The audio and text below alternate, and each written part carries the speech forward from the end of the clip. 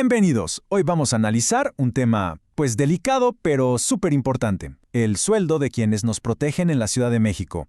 Y es que se juegan la vida todos los días, pero ¿su salario de verdad compensa ese riesgo?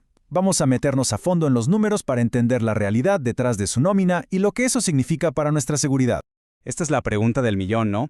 Y, a ver, no se trata nada más de dinero. Estamos hablando de dignidad, de tener los incentivos correctos y al final del día de nuestra propia seguridad como ciudadanos. La respuesta, como casi siempre, está en los datos. Así que vamos a encontrarla. Ok, aquí está nuestro punto de partida. 18,000 pesos. Eso es lo que en promedio un policía de base se lleva a casa al mes, ya libres de impuestos. Es importante que se queden con este número en la mente porque ahora lo vamos a poner cara a cara con la dura realidad de lo que cuesta vivir en esta ciudad. Y aquí es justo donde la cosa se empieza a poner interesante. Vamos a ver cómo se ve ese salario cuando lo comparamos con el costo real de mantener un hogar en una de las ciudades más caras del país. ¿De verdad alcanza? Vemos qué dicen las cuentas. A ver, analicemos este desglose. Y ojo, aquí no estamos hablando de lujos ni nada por el estilo. Es lo puramente esencial para una familia de 3 personas. Una renta en una zona media, la comida, el transporte, los servicios, cada cosa va sumando. Incluso se considera un ahorro mínimo, que es vital para cualquier emergencia.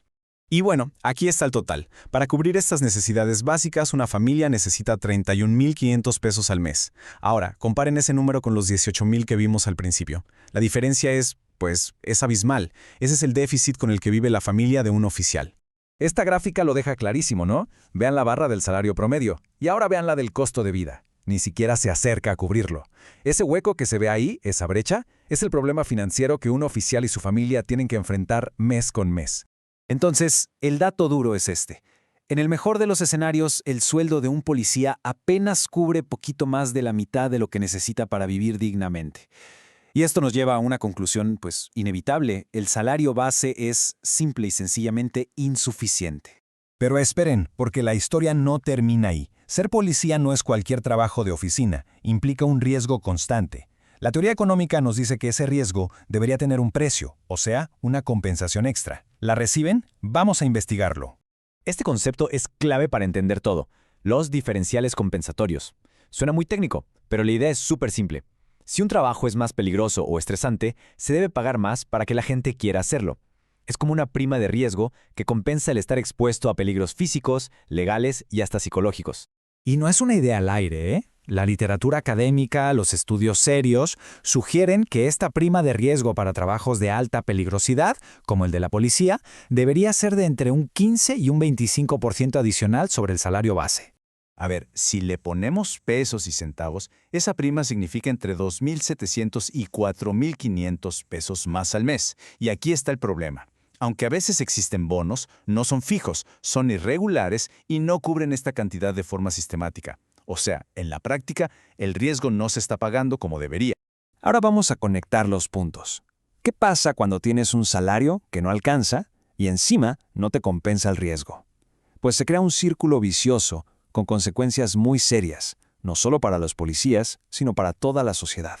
Esta fórmula, que sale del análisis, es lapidaria, pero lo explica todo.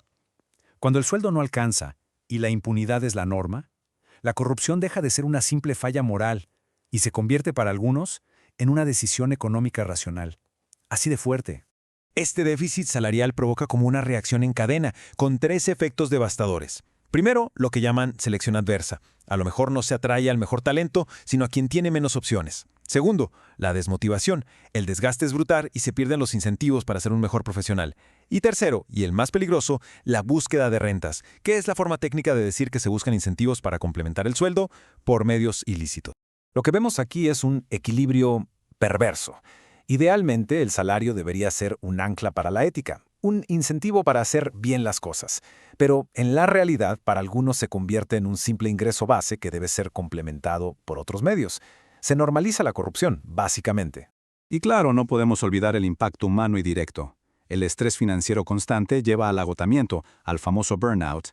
Y esto se traduce en errores en el trabajo. Y de forma crítica, en una peor toma de decisiones en situaciones de alta presión, lo que nos afecta directamente a todos. Bien, ya vimos el diagnóstico. Es un problema muy complejo, sí, pero no es uno sin solución. Ahora vamos a explorar las recomendaciones que surgen de este análisis, que proponen un camino integral, un cambio de sistema. La solución no es nada más subir el sueldo y ya está.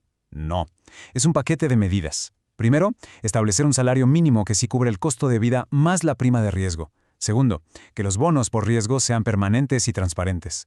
Tercero, y esto es crucial, controles externos para combatir la impunidad.